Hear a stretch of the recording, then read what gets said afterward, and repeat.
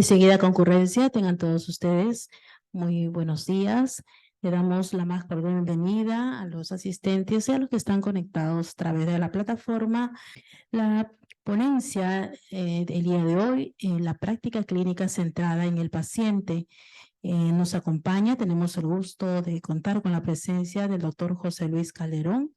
Agradecemos también la presencia del jefe del Departamento de Medicina, el doctor Ray Tixer Aguirre, jefe de servicio, profesionales en general que nos acompañan. Vamos a dar inicio a esta ponencia con motivo del Día del Médico del Internista Peruano. Buenos días con todos y gracias por la presentación. Miren, no tienen una idea lo importante que es para mí, digamos, esta invitación. Realmente sé que no hay mucho tiempo, podría compartir con ustedes muchas cosas y no hay el tiempo para eso. Simplemente quiero que sepan que esta reunión para mí es mucho más importante que para cualquiera de ustedes, realmente. Yo trabajé en este hospital 22 años que no venía al hospital, y yo admiro a los que trabajan en este hospital.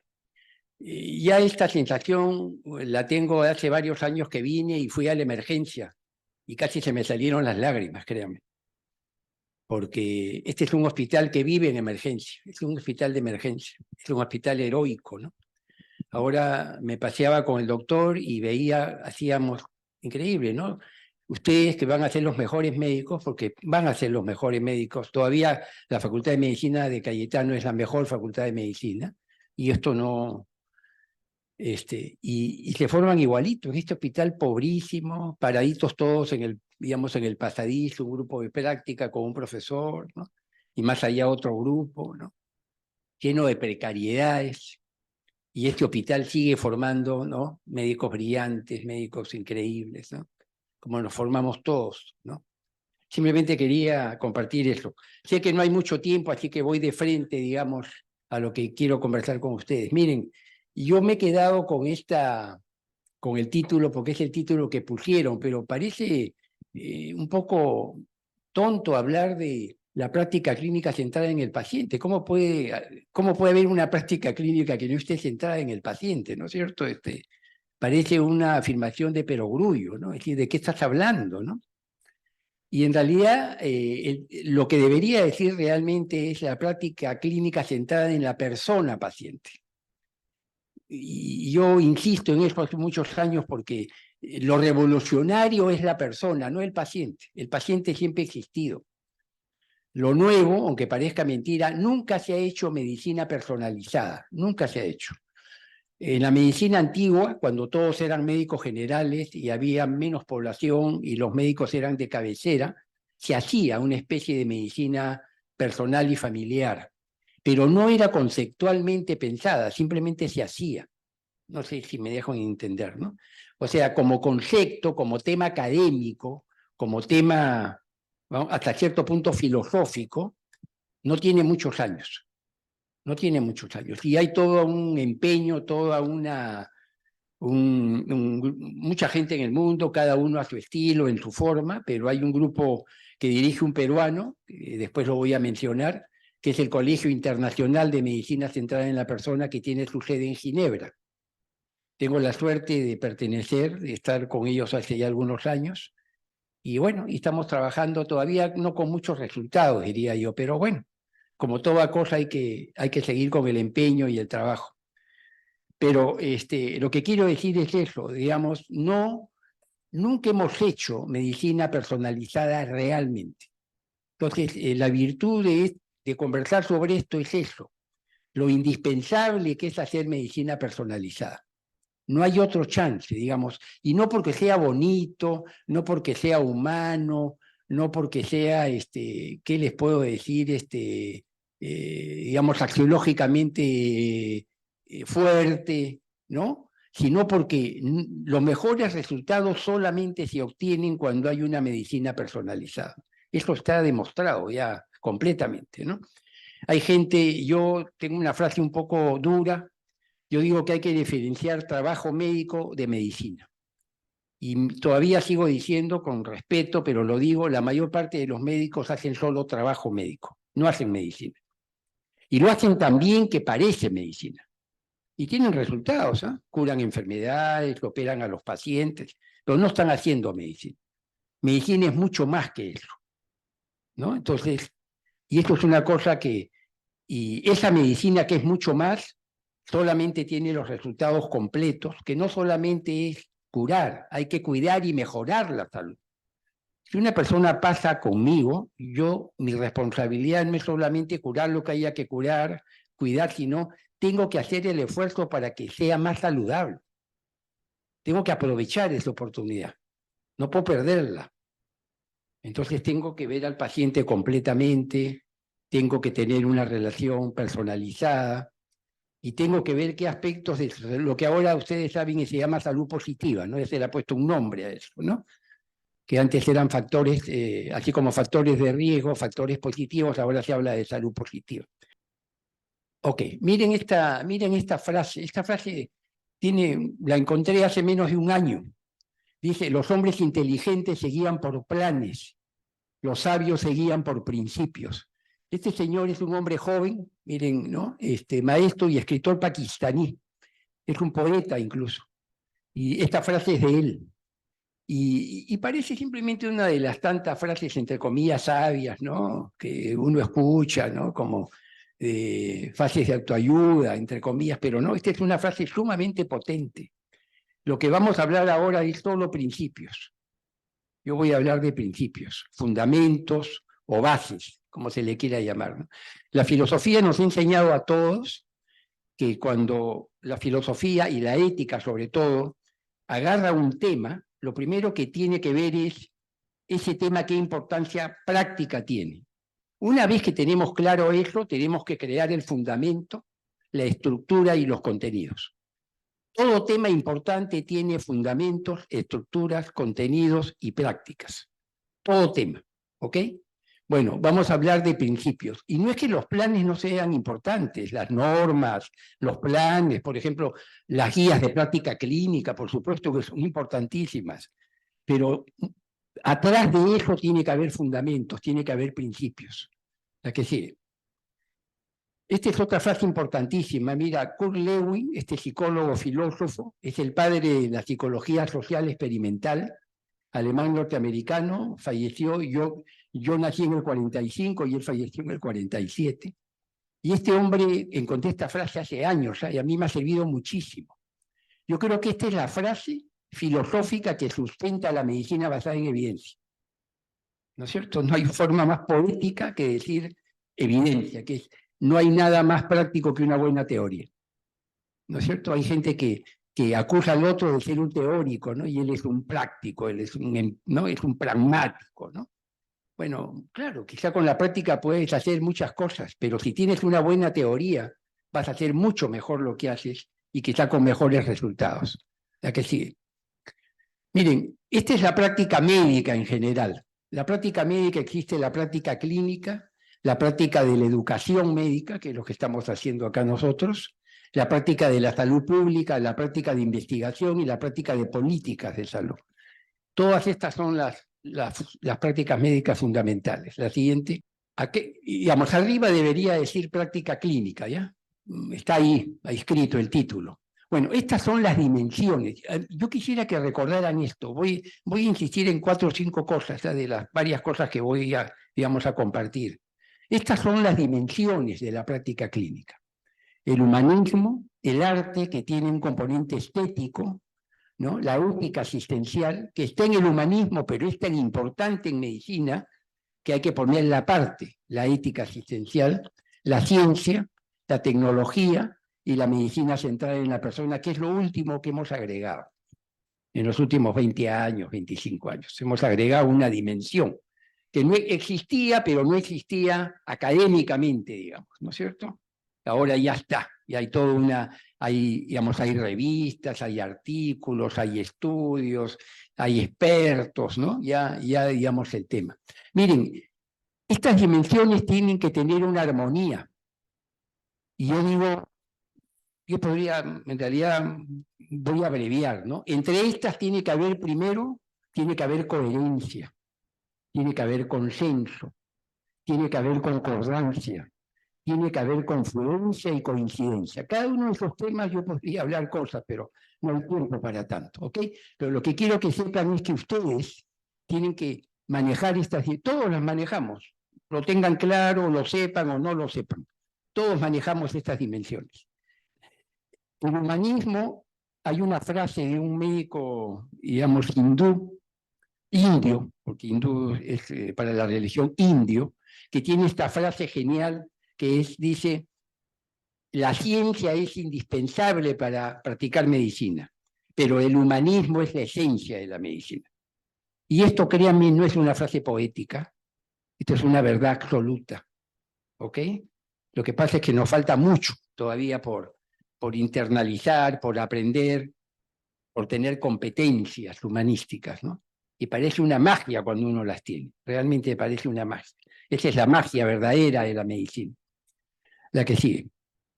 Miren, en la práctica clínica es el cuidado de la salud de la persona paciente que realiza la persona médico en el acto médico, tan importante, todos sabemos, mediante la relación médico-paciente. El acto médico y la relación médico-paciente no van a morir nunca, o por lo menos no en muchos años.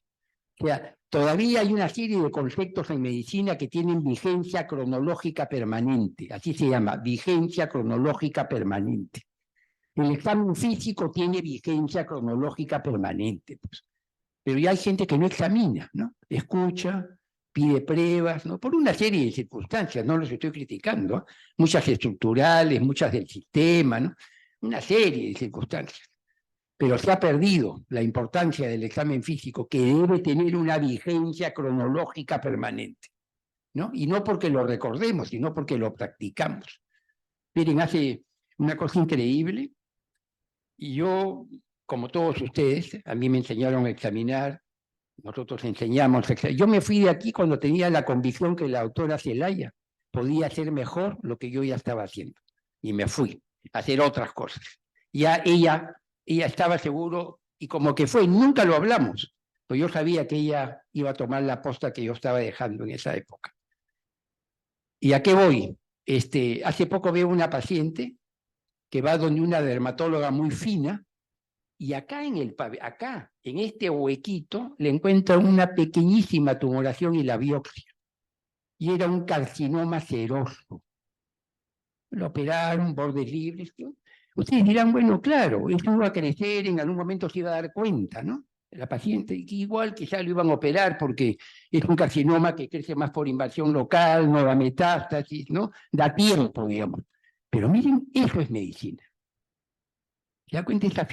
Esta doctora examina también que no se le pasó una pequeña cosita que había en este huequito del pabellón acá arriba. Me he quedado increíblemente motivado y sorprendido. Yo examino las orejas siempre, ¿eh? Lo que busco básicamente son lunares.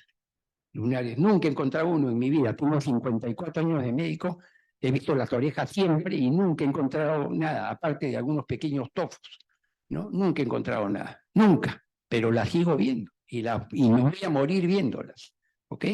En la práctica clínica participan todas estas variables: el profesional médico, importantísimo, la personalidad médica, la persona paciente, los sistemas sanitarios que están tan cuestionados y tan caóticos, ¿no? Tan caóticos, en el mundo entero, ¿eh? Ustedes saben que hay un exalumno nuestro, Víctor Montori, que quizá ustedes ya saben de él, es un médico brillante en la Clínica Mayo, endocrinólogo, que está generando todo un movimiento que él llama la revolución del paciente, ¿no? Y él ha creado el concepto, como cada uno crea, medicina cuidadosa. Y él nos ha enseñado a todos algo que, si no lo saben, por favor se lo van a llevar ahorita. Estar enfermo no solamente es una afección, como vamos a ver, una dolencia y una enfermedad, es un trabajo. Estar enfermo es un trabajo del paciente y de su familia. Es un tremendo trabajo, hay que ayudarlos a hacer ese trabajo. Cuando uno entiende esto así de una forma tan simple, pero tan increíblemente fuerte, lo que significa eso, ¿no? Bueno, las empresas sanitarias, las empresas farmacéuticas, la famosa Big Pharma, y las empresas proveedoras, ¿no es cierto? Todas participan, todas son importantísimas, no solamente nosotros. Ahí estamos nosotros, pero miren todas las otras variables que son importantísimas para que podamos hacer medicina y no solo trabajo médico. Rápidamente vamos a ver esto, ¿no? Medicina centrada en la persona y salud pública centrada en la gente.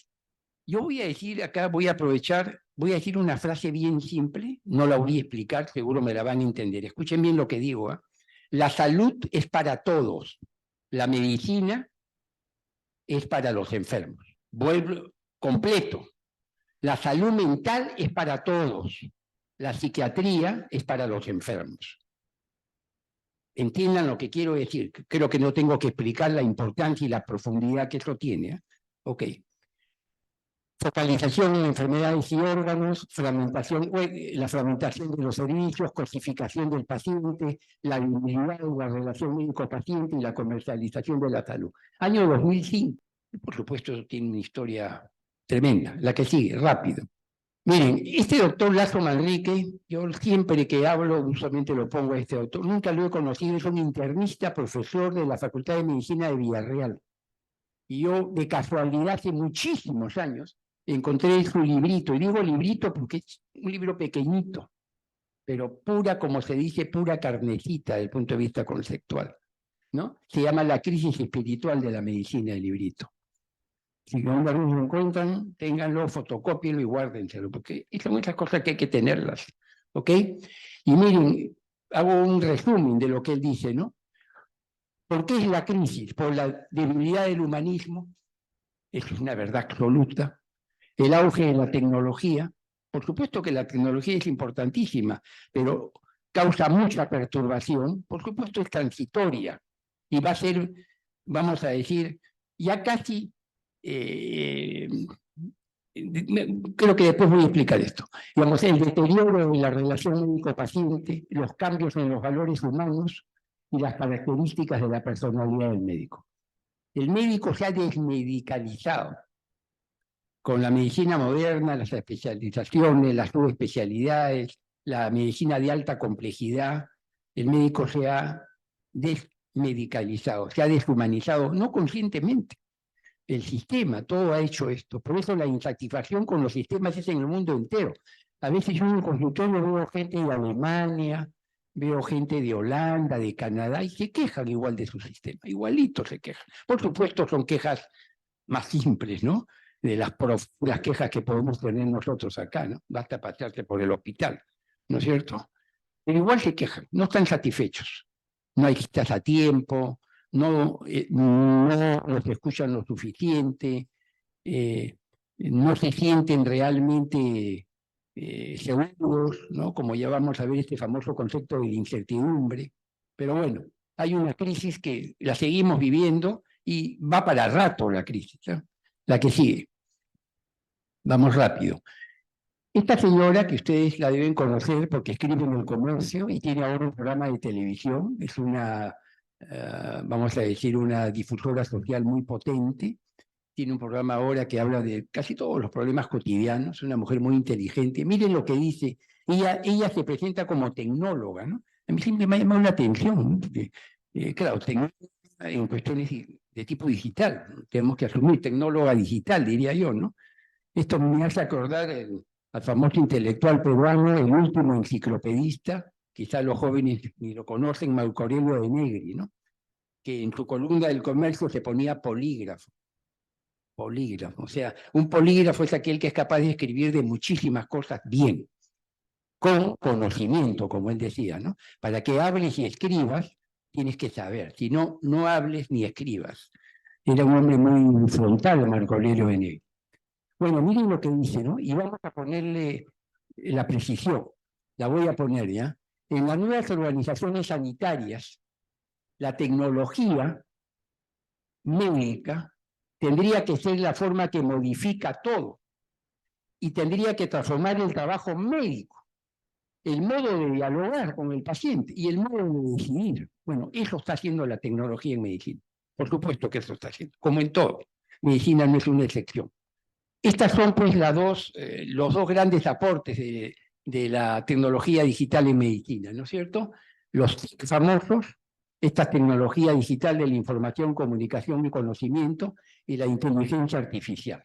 Importantísimos, ¿eh? Por supuesto, van a cambiar para bien todo. Yo soy muy negado para la tecnología, por supuesto, ya me clasificaron muy bien y te agradezco porque es correcto. Yo soy un médico antiguo, ¿no es cierto?, que trato de tener vigencia todavía, pero no tengo habilidades digitales, tengo muy pocas habilidades, ¿no? Pero miren, lo primero, ¿qué cosa hacen? Estas tecnologías hacen tres cosas. La primera, facilitarnos la información y el conocimiento, o sea, hacer que lo tengamos más cerca, más rápido. Segundo, tiene un manejo prolijo de la data, gestiona la data muchísimo mejor que lo que era antes. Y tercero, mejora cualquier proceso administrativo de la atención de la salud. Eso hacen los TIC. Y la inteligencia artificial, que hace muchísimas cosas, pero lo más importante que hace es crear parámetros conceptuales. Y eso hace que hagamos diagnósticos más precisos y tratamientos más personalizados. Eso hace la inteligencia artificial. Y por supuesto muchísima más, ¿no? Pero si uno tuviera que escoger la sustancia de lo que hacen, es lo que acabo de compartir, la que sigue. Miren, les voy a compartir algo que quizás no... ¿Alguien conoce a este señor, digamos Humberto Maturana? No lo conoce. Y deberíamos conocerlo todos, ¿eh? Este es un chileno, Humberto Maturana ya falleció en el 2021. Este era un biólogo que acabó siendo filósofo. Era un hombre inteligentísimo, tenía un socio que se llama Francisco Varela, otro genio como él, pero que desgraciadamente se enfermó de un cáncer y murió a los 50 años, Francisco Varela. Después Humberto Maturana tiene una socia, por decir, intelectual, con la cual siguió su camino, digamos, ¿no?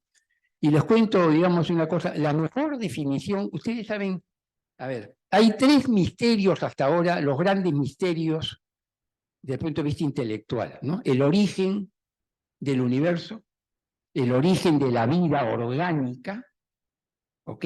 Y el origen de la conciencia humana. Estos son los tres grandes interrogantes más importantes que existen. Y por supuesto se está investigando. Donde más se ha avanzado es en la conciencia humana. Ahora las neurociencias han avanzado increíblemente, ¿eh? No es un tiempo para leer un poco de neurociencias. Hay una persona que no pueden dejar de leer, Antonio Damasio. Tiene varios libros para difusión popular. Hay que leer a Damasio, si no, no se va a entender muchísimas cosas.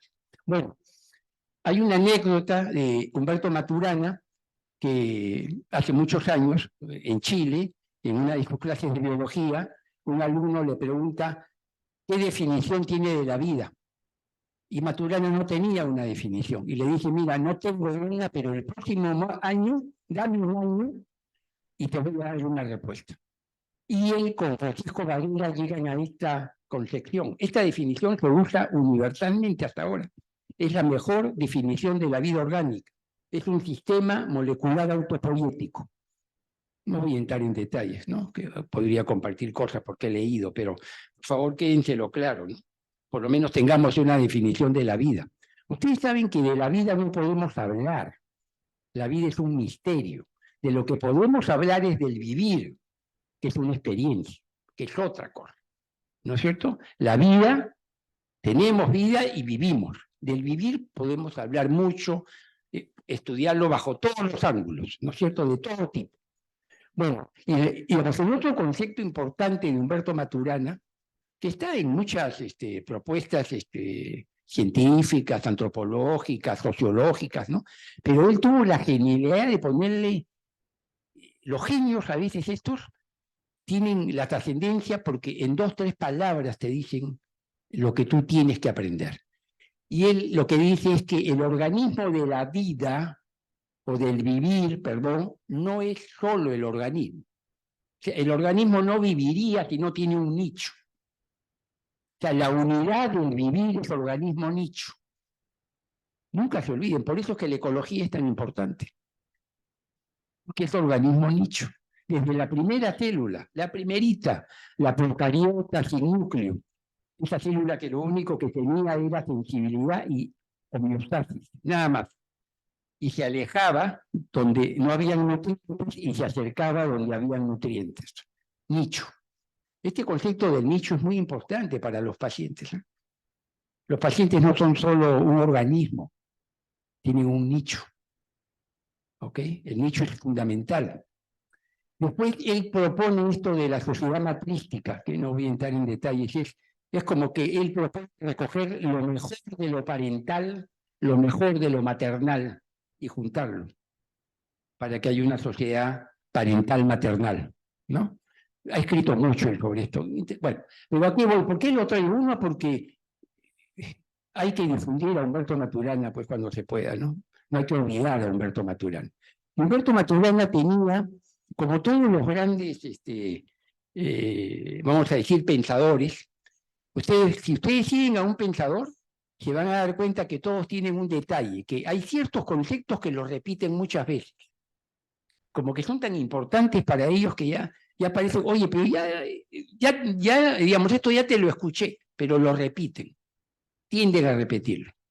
Y una de las cosas que él siempre repetía en sus conferencias, él cuando la gente estaba en el auditorio decía, ustedes vienen con expectativas, decían, temo que no se van a cumplir, decía siempre decía esto como, era un poquito cachatiento, digamos, ¿no? O sea, ustedes vienen, ¿no? Pero con muchas expectativas que creo que no se van a cumplir. Y siempre decía esta pregunta, ¿no? Decía, antes que se vayan les dejo una pregunta, ¿qué cosa quieres conservar en tu vida? En tu vivir. ¿Qué quieres conservar? ¿Qué quieres que no se pierda? ¿No? ¿Qué quieres que no se pierda? ¿Qué vas a hacer para eso? ¿No es cierto? ¿O no quieres conservar nada? Es una pregunta increíble. Y yo la agarré y la trasladé a la medicina. Pasa la siguiente. ¿Qué cosa tenemos que conservar para hacer medicina? Tenemos que conservar las bases conceptuales, los principios. Tenemos que conservar el humanismo y la bioética. Tenemos que conservar el arte en el acto médico. Tenemos que conservar las habilidades clínicas básicas y tenemos que hacer medicina centrada en la persona. Esto hay que conservar. Por más tecnología que haya, por más inteligencia artificial que haya, esto hay que conservarlo. Esto tenemos que comprometernos a que esto tenga una vigencia cronológica permanente. ¿Ok? Voy a decir una cosa tan simple, ¿eh? Mira poética. Hay un autor que quizá tampoco lo conocen, Florencio Escardón, un argentino pediatra, que tiene dos libros importantísimos. El alma del médico, que lo escribe a los 25 años de graduado, que algunos lo hemos leído, y La moral del médico, que lo escribió a los 35 años de graduado. En el alma del médico, que tiene una serie de cosas interesantísimas, yo le voy a compartir una frase que es poética, pero que no es poética solamente, es una frase increíblemente potente. Dice, cuando el paciente siente la compenetración anímica del médico con él, aparece la magia de la medicina. Y créanme que no son palabras, ¿eh? Yo he visto muchas veces la magia de la medicina. Por supuesto que la he visto. Pasa a la siguiente. En las bases conceptuales, rápidamente, cada uno es un tema grande, ¿no? Esta es una conferencia madre, digamos, ¿no? Que de acá salen pues un montón de cosas que habría que hablar. Saber sobre la naturaleza y la condición humana, saber sobre la salud. La salud es la condición humana más importante que tiene el ser humano. Saber sobre la medicina, sobre el ser médico, el profesionalismo que se llama ahora, saber sobre la persona paciente, saber sobre el enfoque clínico integral, saber sobre la medicina centrada en la persona y tener un saber cultural. Créanme que a veces, y les va a pasar, están con un paciente y se acuerdan de algo cultural, algo filosófico, algo antropológico, algo sociológico, y lo comparten en ese momento. Y cayó como, ¿no? Es la pieza precisa que es lo que esta persona necesitaba saber, ¿no? El saber cultural. El médico tiene que tener una cierta cultura universal, pues es indispensable que la tenga, ¿no es cierto? No basta esa famosa frase, el que solo sabe medicina ni medicina sabe. ¿Qué es lo que tienes que saber aparte de medicina? Todo esto tienes que saber. Yo les doy la respuesta. Esto es lo que hay que saber para que esa frase no sea cierta, ¿no? El que solo sabe medicina ni medicina sabe. Ok, pasa a la siguiente. Miren, Arthur Schopenhauer, quizá ustedes han escuchado algo de él, es un filósofo importantísimo, no voy a entrar en detalles, ya falleció hace años, y miren, tiene esta frase. Este es un hombre que fue catalogado el filósofo del pesimismo. No tuvo mucho éxito como filósofo joven, fue reconocido como filósofo viejo, y después ha sido rescatado como filósofo permanente, como un filósofo imperdible. O sea, hay muchos filósofos, pero hay un grupo que son imperdibles, que van a tener vigencia cronológica permanente. Schopenhauer es uno de ellos. Y miren la frase que dice: la salud no lo es todo, pero cuando falta, todo lo demás es nada. ¿No? Todos sabemos eso. Pero miren cómo he puesto en 4 o 5 palabras. Y yo me he atrevido, esto es mío, como hincha de la salud, de verdad yo soy un hincha del concepto de la salud y de la importancia de la salud en el vivir humano. Yo digo, no hay ningún otro concepto. Yo he desafiado a muchos antropólogos, sociólogos, digo, dame otro concepto que no sea la salud a través del cual, entendida holísticamente, yo puedo estudiar todo lo que tiene que ver con el humano, absolutamente todo. No se escapa nada, entendiendo la salud física, emocional, mental, espiritual y socioambiental de la persona. Cuando tú tienes ese enfoque, no hay nada que se escape del humano. Por eso que esa frase de un filósofo antiguo, nada de lo que es humano me es ajeno, esa frase fue dicha para los médicos. Entendíamos la salud. Y a través de la salud, nada de lo que es humano me es ajeno. Absolutamente nada. Ni lo más excelso, ni lo más ruin, ni lo más inteligente, por decir, ni lo más estúpido, ni lo más bondadoso, ni lo más malvado. Todo soy capaz de poderlo entender y comprender. Y yo pongo esto: la salud es un valor, un poder, un fin y un medio. La salud como medio es un concepto fundamental, ¿eh? Como medio, o sea, agarras a la salud tú, mi salud, y a través de ella yo logro un montón de cosas. Conmigo, con mi familia, con mis amigos, con, qué sé yo, mis pacientes en mi caso, ¿no? La salud es bienestar, es un derecho, es un deber, es paz, es libertad, es conciencia, es desarrollo, es progreso, es democracia. Este país es tan poco saludable en muchos aspectos, vivimos en una precariedad completa, ¿no es cierto? ¿Por qué? Porque tenemos una salud sumamente débil, tenemos una sociedad con una salud sumamente débil, no solamente por pobreza, por supuesto que la pobreza es terrible. La que sigue. A ver, la medicina es 2 cosas básicamente, una institución cultural y una profesión. Todos saben que es profesión, pero se olvidan que es una institución cultural. La medicina acompaña al humano desde sus orígenes más primarios. Siempre en cada grupo había alguien que se encargaba de los que tenían accidentes, o el que tenía algo, ¿no? Llámese curandero, chamán, lo que quieran llamarlo. Bueno, ¿por qué digo que la medicina es una institución cultural? Porque lo es.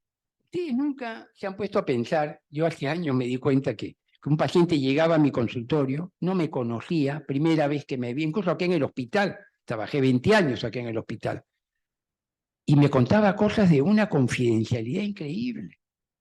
O yo le decía algo que tenía que hacer y pese a su precariedad, veía cómo conseguir la plata para hacerlo. O sea, ¿por qué me hacía caso? ¿Era yo? ¿Yo era él? No, es la medicina. La medicina ha creado ya esta credibilidad, legitimidad y confianza por miles de años. Cuando tú estás sentado en tu consultorio no estás solo, estás con la medicina. Por eso es que puedes hacer lo que puedes hacer. Si no, no podrías. Es imposible que lo puedas hacer. Y por eso hay que tener mucho cuidado. Hay que hacer las cosas bien. Hay que cuidar a la medicina. Si tú haces algo mal, estás pateando a la medicina. La estás golpeando a la medicina. Estás dando legitimidad, credibilidad y confianza. Eso es esto que ha pasado en el colegio médico ahorita, ¿no? Esta tragedia de la elección, que ni conozco los detalles en fondo, ya sabremos. Una vergüenza realmente, ¿no? Bueno, ok. La medicina es una profesión y es una institución cultural. La que sigue. La medicina como profesión, la práctica clínica tiene como metas el cuidar, nunca se olviden, ¿eh? En un momento de la historia de la medicina se separó el cuidar del curar.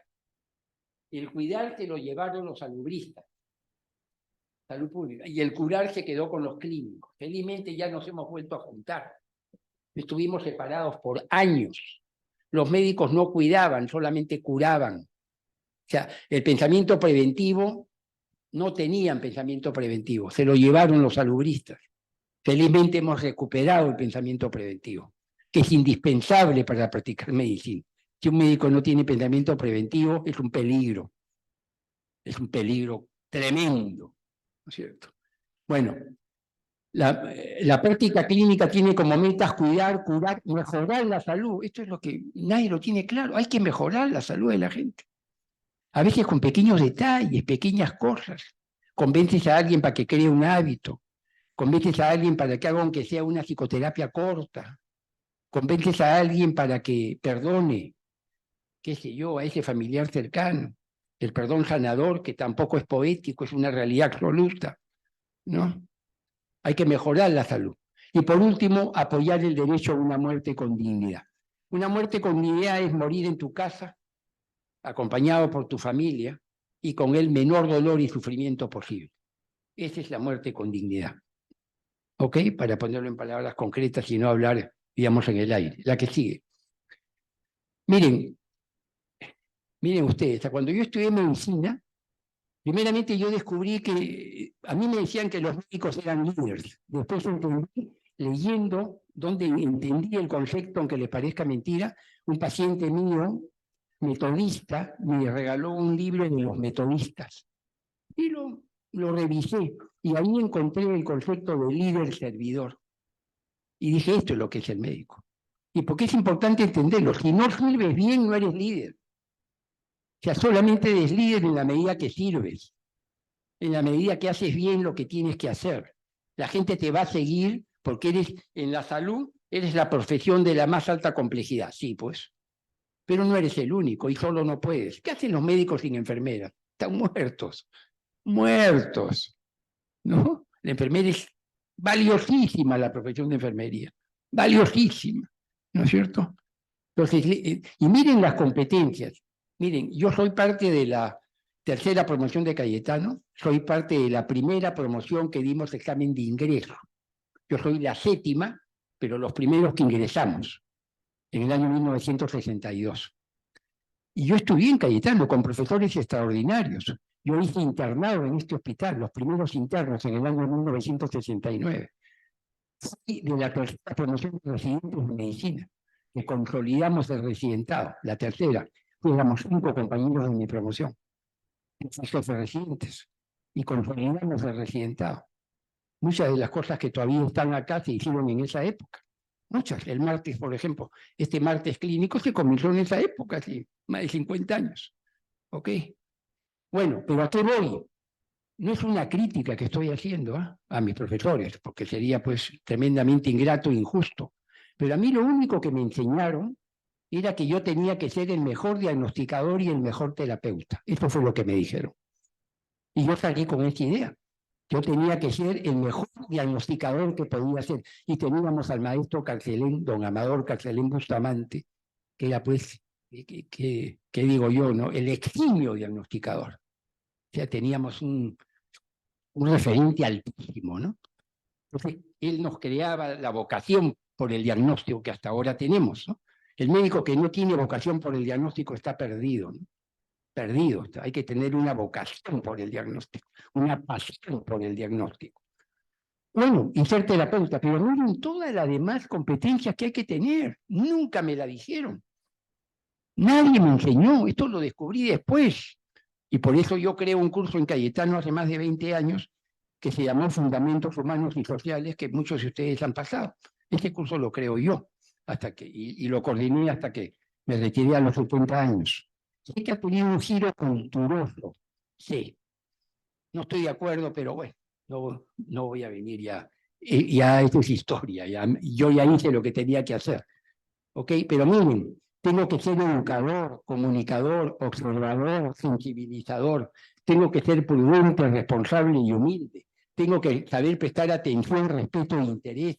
tengo que ser empático, asertivo, saludable, cálido y ecuánime. Todo eso tengo que ser. Ustedes dirán, pero lo somos, pues, ¿no? Somos buenas personas, somos buena gente. Es así una dimensión completa, no solamente cuando lo eres, en parte, quizá ustedes lo son, casi por naturaleza, formación familiar, su colegio, etcétera, pero hace la diferencia cuando sabes que tienes que ser. Entonces, haces un esfuerzo adicional, ves cómo practicar la prudencia, por ejemplo, ¿no? Por ejemplo, hay un concepto en seguridad del paciente, hay un concepto en una sola frase. Seguridad del paciente existe cuando el médico tiene una adecuada percepción del riesgo. 3 palabras. Médico que no tiene adecuada percepción del riesgo, peligrosísimo. Peligrosísimo, en el amplio sentido de la palabra. En el amplio sentido de la palabra. Pasa así. Bueno, mire, voy a avanzar muy rápido, porque hay mucho material, no me voy... Ya creo que ya dejé un poquito lo que yo quería dejar. Voy a avanzar muy rápido, ¿ya? Este es el acto médico. El médico, el paciente, es un acto de servicio y es bidireccional. Yo siempre digo, ¿de quién he aprendido medicina? En la Facultad de Medicina me dieron una estructura cognitiva básica. En el residentado me dieron una estructura cognitiva clínica. ¿Pero quién me enseñó medicina? Los pacientes me han enseñado medicina. Los pacientes. O sea, como yo le digo a veces, en broma le digo, tu casa de la playa te la han regalado tus pacientes. Ellos. Porque ese oficio con que ganas tanta plata te lo han enseñado ellos. No hubieras podido aprenderlo nunca, en los libros solo, con el profesor, en la práctica, nunca. El paciente es el gran maestro. Por eso cada uno que viene, yo hace años que lo sé, le estoy profundamente agradecido. Y digo, ¿qué me va a enseñar esta persona? Siempre digo, lo tengo acá. ¿Qué voy a aprender hoy día? ¿Qué me va a enseñar este señor? ¿Qué me va a enseñar este joven? ¿Qué me va a enseñar de medicina? ¿Qué me va a acabar de incorporar a mi estructura médica cognitiva, diagnóstica, terapéutica, ¿no? Preventiva, con todos los rollos, ¿no? Y miren, y después la relación médico-paciente humana y simétrica, solamente la puede hacer simétrica el médico. El paciente no puede ponerse a la altura del médico, al contrario, cree que está por debajo, lo cual es un error. ¿Saben por qué? Porque hay 2 poderes. El poder de la medicina, que es un tremendo poder, por supuesto que es un tremendo, y por eso hay que tener mucho cuidado en usarlo, pero el paciente y su familia saben qué poder tiene, el poder de decidir. Puedes decirle 20.000 cosas, sale, y dice, está loco, te rompe la receta, y me hago una tomografía, está loco, tomografía, ¿no? ¿No? Qué sé yo, que me tengo que operar de la vesícula porque tengo cálculos, paré engrosada y ya tuve un pequeño cólico, está loco, yo no siento nada. Ese es el verdadero poder. Ese es el que da los resultados. Hay que respetar ese poder. Por eso la toma de decisiones siempre es compartida. Y no son palabras bonitas, técnicas. Es una potencia enorme la toma de decisiones compartida. Yo les voy a compartir una cosa bien simple, que es una genialidad mía, una de las varias que tengo, por si acaso. Yo no hay paciente que no lo vea y que no le diga en algún momento, escúcheme bien, le digo, ¿sabe qué, señora? Vamos a pensar juntos. Esa fue, 2 palabras. No tienen idea cómo cambia la cosa. Señora, vamos a pensar juntos. Déjeme escucharla, ¿no? Voy a revisar bien todo y vamos a pensar juntos. Vamos a decidir juntos. No le digo vamos a decir, vamos a pensar juntos. Esa es la frase potente. Úsenla, se la regalo. Me ha costado años descubrirla. O sea, se las doy temprano a ustedes. ¿No? Vamos a pensar juntos. ¿Ok? Y miren, hay que tener capacidad de comunicarse, de escuchar, de comprender, de respetar, de comprometerse, de generar confianza.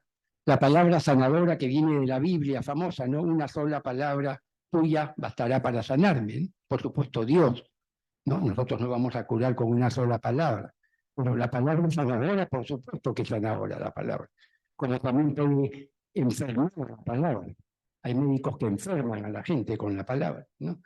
La capacidad conversacional, ese es un concepto relativamente nuevo que viene de la ética del cuidado.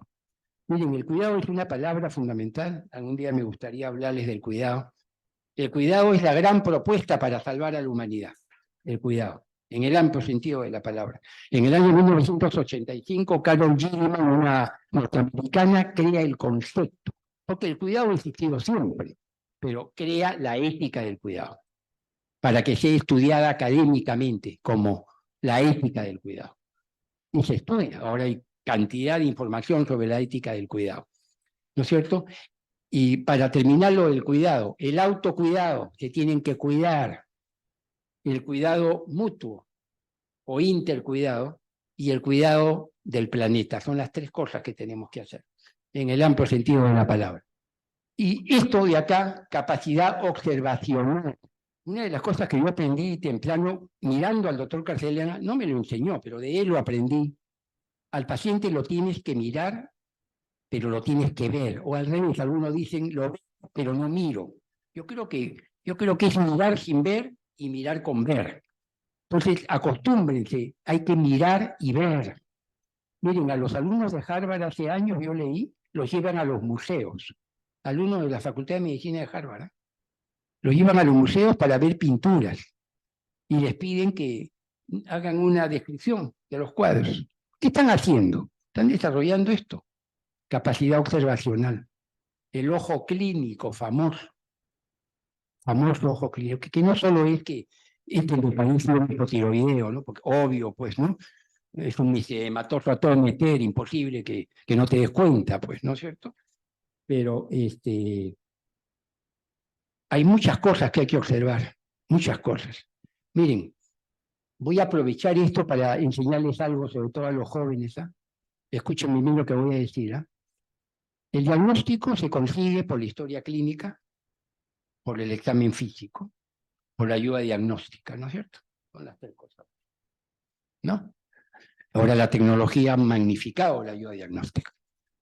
En la historia clínica, por favor, hay dos narrativas, hasta tres. La narrativa del paciente y la que tú escribes. O sea, lo que a ti te parece que es lo que te está contando. ¿Ok? Por favor, tienen que aprender a observar la narrativa cognitiva y emocional cuando el paciente les está narrando la historia clínica. Y van a ver que un dolor, el mismo dolor, contado con una narrativa A, tiene un valor y contado con una narrativa B tiene otro valor. Este lo vas a estudiar ahorita. Este no estás tan seguro si es un dolor significativo.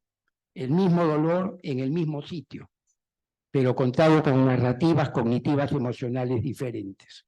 ¿Me entienden lo que digo? Por favor, ¿me entienden? Importantísimo, ¿no? Sé que ustedes saben que en Cayetano la doctora Sofía Cova, con la doctora a quien admiro mucho como médicos de familia, han publicado 2 libros sobre narrativas de los internos con los pacientes y los familiares. En el inicio me pidieron prologar el segundo libro, y que me di el gusto de hacer el prólogo y de leerme el libro, por supuesto.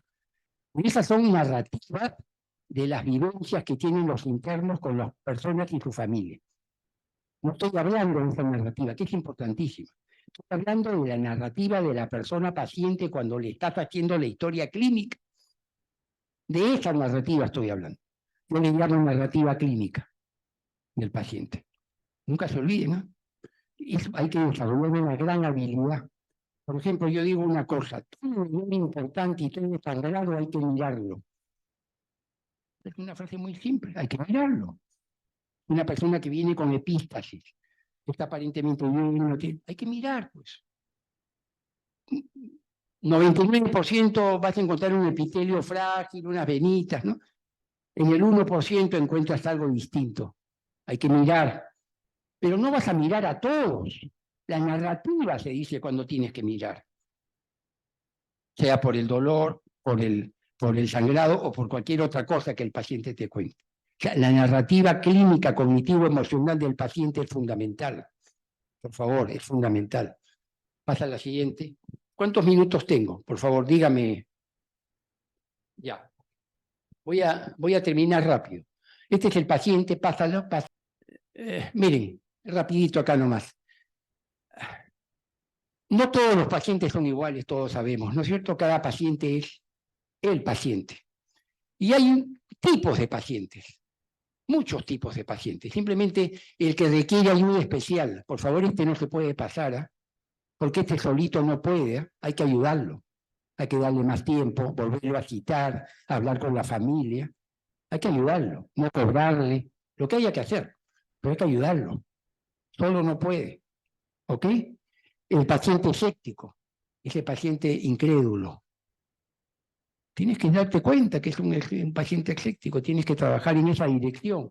El paciente con poco o ausente conciencia de enfermedad, el paciente con poco o ausente deseo de curarse, el paciente desvitalizado, el paciente poco colaborador, el paciente con miedo. Nunca se olviden, el miedo es una cosa terrible. El miedo. El miedo es mucho más fuerte que el amor. Cuando el miedo es terrible, vence al amor incluso. Bueno, es una cosa... en la historia humana hay ejemplos clarísimos de eso, ¿no? El paciente mezquino, que no, ese tipo que no quiere gastar nada, ¿no? Y estoy hablando no del paciente del hospital, que es un paciente menesteroso, precario, ¿no? Hablo del paciente, ¿no? Doctor, pero esto es carísimo lo que me está... Usted me dice que compre el producto original. Yo le digo, señor, ¿usted sale a comer a la calle al mes cuántas veces? Dígame, por favor, no se moleste, dígame. Bueno, una vez a la semana. ¿Y cuánto gasta? Bueno, salgo con mi mujer, mis 3 hijos, gasto 600 soles, 500, y no quiere gastar 300 soles al mes por un medicamento que es lo mejor para usted. ¿Cómo puede ser eso posible? Por favor, piense, algo está mal acá.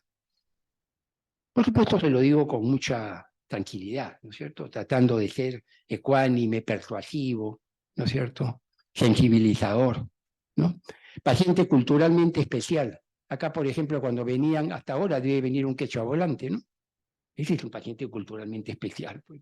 Me acuerdo, llamábamos a Ciro Maguiña, ¿no? Ciro, por favor, ven ¿no? Para que nos ayudes a hacer la historia clínica, ¿no? Sobre todo un paciente hospitalizado quechua hablante, era un problema cultural terrible, ¿no? Terrible, ¿no? Y el concepto del acompañante, por favor, muchos médicos tienen una estúpida cosa en la cabeza, les incomoda el acompañante. El acompañante es un aliado del médico, por favor, es un aliado, hay que tratarlo así con, qué sé yo, con puente de plata, ¿no? Va a ser fundamental para todo lo que vamos a hacer. ¿No es cierto? A veces perturban, sí, a veces incomodan, sí, pero eso es mínimo comparado con la tremenda ayuda que puedes tener con el acompañante del paciente, sea quien sea la familia. Yo siempre cuando van, yo les enfatizo, les digo, qué bueno, viene usted con su hijo, qué bien me parece, te felicito, le digo, cómo cuidas a tu mamá, me parece excelente lo que haces, ¿no? Y le digo, vamos a trabajar juntos, los 3, yo no con tu mamá, los 3 vamos a trabajar juntos. Por favor, yo te pido tu colaboración para que podamos hacer y tengamos los mejores resultados. Me voy a quedar con 3 de varias que hay, rápido. Este señor es increíble, Jonathan Castles. Ya murió en el año 2021, médico bioeticista estadounidense. Miren, hasta antes de leerlo ahí, que es menos de un año que lo descubro a este señor, yo tenía la idea muy clara de enfermedad y dolencia. Enfermedad y dolencia. El concepto de dolencia lo habíamos aprendido en la historia de Cayetano. Está el concepto de dolencia metido a fondo. ¿Por qué? Porque es un concepto que don Honorio Delgado lo reflexionó en profundidad. O sea, el que nos dejó a todos un concepto de dolencia metido. Yo nunca escuché una clase de Honorio, pero sé que él fue el que enseñó eso, porque a mí me lo enseñaron. Dolencia. ¿Y qué era? La enfermedad era todos los síntomas y signos de la enfermedad, y la dolencia era el sufrimiento, voy a decir algo que parece un juego de palabras, ¿eh?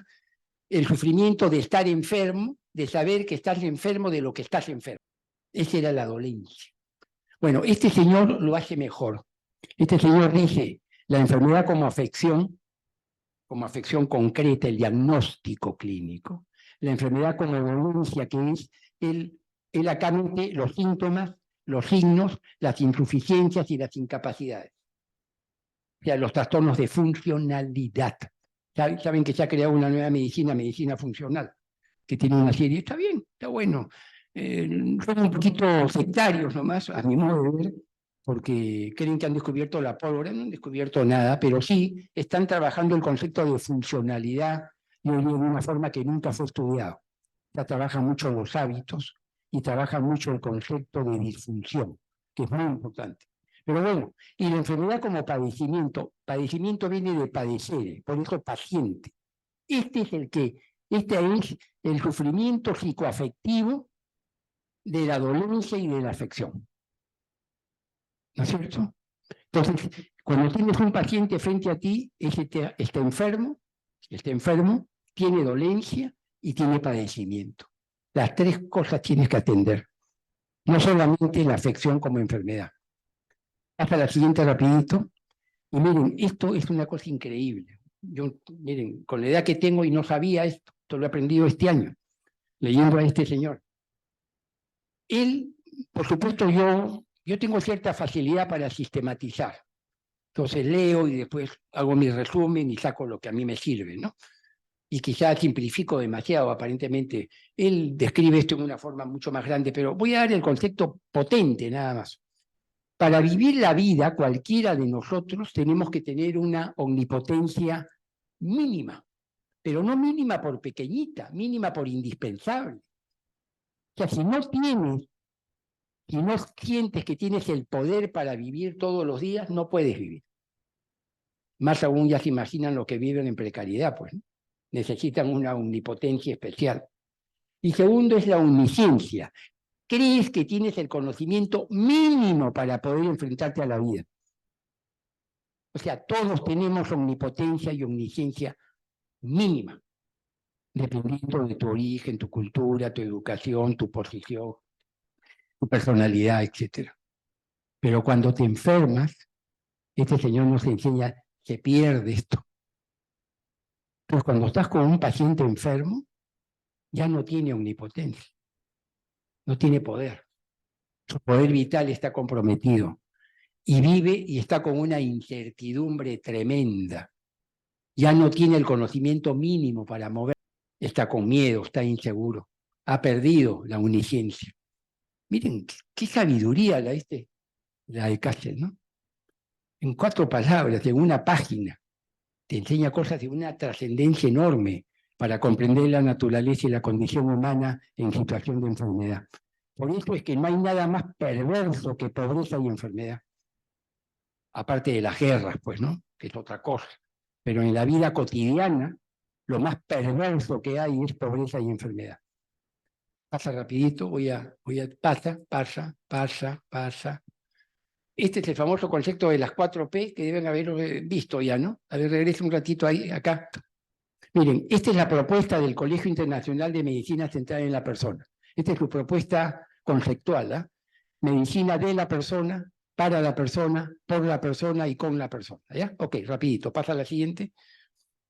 Ya vamos a terminar. Y mira, estos señores, que son del Instituto de Biología y Sistema de Seattle, como todo el mundo, pues piensan y crean una originalidad que está bien, todo suma, ¿no?